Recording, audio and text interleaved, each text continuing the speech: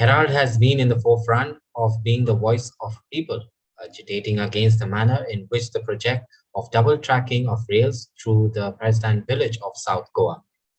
On May 19th, in the peak of the pandemic, the deputy collector in fact rejected all objections to land acquisition and cleared the way for the railways. Shockingly, the locals are yet to receive official copies of the order to challenge the decision before the High Court. 30 days. The limit for filing up has also lapsed.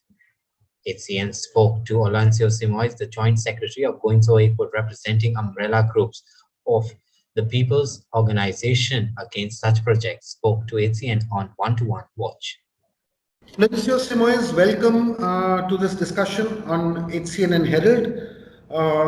We are here to discuss the ongoing agitation and a lot of anger amongst the people because of a new notification of the Southwestern Railways looking at acquiring additional land for double tracking after the court has given some strong observation against double tracking. So this has come as a bit of a surprise, but I would like to begin by saying that, as we all know, that all the villagers, many people across 100 odd survey numbers had gone to the deputy collector raising objections to their acquisition of land, especially in coastal Salsette and coastal Murbogam especially. Apparently, order was passed on May 19th by the deputy collector dismissing most of these or all of these objections, paving the way for land acquisition. What has happened since then, and could you tell us a little bit about what happened on May 19th and why the people have not been able to go approach the High Court against this order of the deputy collector? See, first of all, this double railway line acquisition is first of all an illegal process. Now, what has happened is we had raised objections to the deputy collector, stating that the entire process of acquiring the land for double tracking is in violation of its own rules and regulation. Now, as per the initially the acquisition took place, it was tried to acquire in 2009, where the land was supposed to get acquired under the Land Acquisition Act 1894. Then subsequently, because of objection of the people, and then government had dropped that plan. So eventually, it was the Southwestern Railway came up with a new proposal of acquiring the land in 2019. So in 16 September 2019, we received notice from the deputy collector for procurement of land for expansion of double railway line, where the land was supposed to be acquired under the Right to Fair Compensation Act, under Right to Fair Compensation and Transparency in Land Acquisition, Rehabilitation and Resettlement Act 2013. Yeah, also just for the because we have time constraints, if you can quickly request to jump to the current situation and why it got dismissed. Yes. So coming to the question, coming to this acquisition under the Railway Act, first itself is illegal. Now to acquire this land, they have to follow proper procedures, and this is what we asked. Now the collector came with an order. When our council Kallus had represented this matter, the collector came up with an order dated 19th.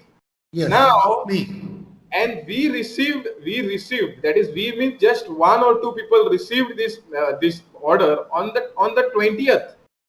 Right. So the idea was what, that the deputy collector wanted to cross that 30 days limitation which we have, 30 days time period which we have to challenge the order in the High Court, which you get that time to in 30. Now normally in 30 days you are supposed to challenge a particular order, whether if you want to challenge it in High Court or wherever court.